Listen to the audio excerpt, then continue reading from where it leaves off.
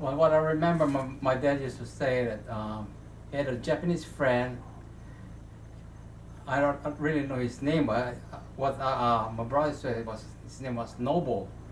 My grandpa, which is uh, Felix, yeah, drove taxi on the Big Island with his good Japanese friend. Nobu and my dad was used to be like a best friend, they're good friends. I guess early part of the 1940s, they decided to return back to their homeland. So he told Nobu, I'm going to Philippine Island for vacation. I want to show off my son to my parents. And Nobu said, oh, good, I'm going to Japan too. I'm on vacation, I'll see you when we come back. Back in the Philippines, the war broke out. And at that point, Grandpa them, of course, could not return back to Hawaii. They were stuck there for the entire duration of the war. Japanese drafted Nobu in a regular army, and my dad was, I think was in a guerrilla. Grandpa joined the Filipino guerrilla resistance, and eventually became the captain of his own patrol.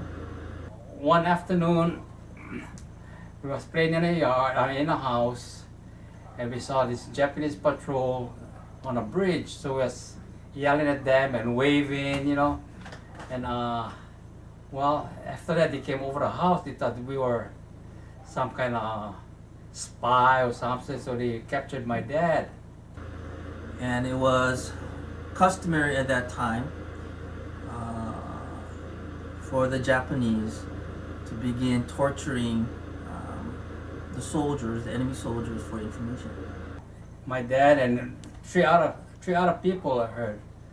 They said when they was marching to join the patrol, they had one guy chew a whole stack of sugar cane, and then when he couldn't chew anymore, they took him aside and they punched him in the stomach until he died.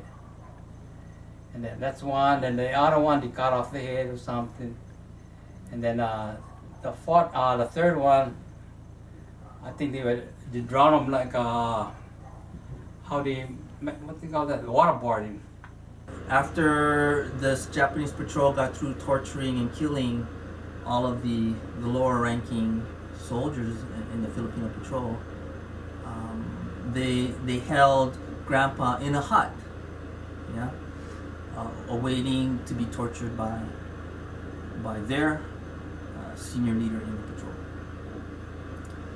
So as I recall, as Grandpa was sitting there in the hut, waiting for the Japanese patrol leader, in walks to his surprise, his Japanese friend from the Big Island. Felix, he said. Then my dad looked at him and said, Nobu. And then Grandpa's friend proceeded to tell Grandpa where all the Japanese patrols were located in the vicinity.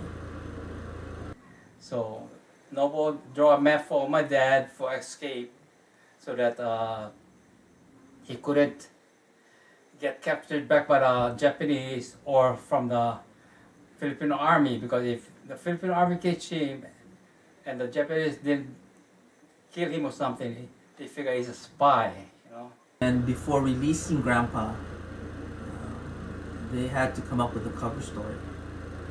I believe to tell both Grandpa's Japanese friends, soldiers, and also for Grandpa to explain why he was still alive to the villagers back home.